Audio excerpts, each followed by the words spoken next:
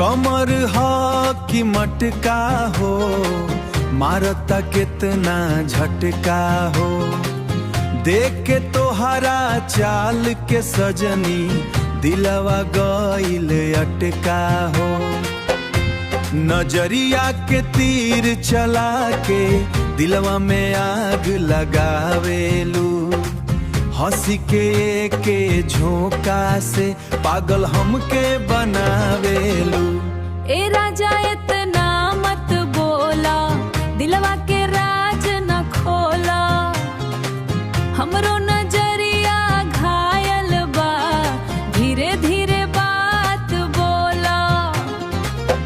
तोहरे नजरे के जादुआ चुपके दिल में बसरला। तोहरे संगिया सपना हमरा रात भर सज जाला। तोहर मोरई जोड़िया लागे चांद सितारा हो। साथ रहे प्यार हमार जन्म जन्म के सहारा हो।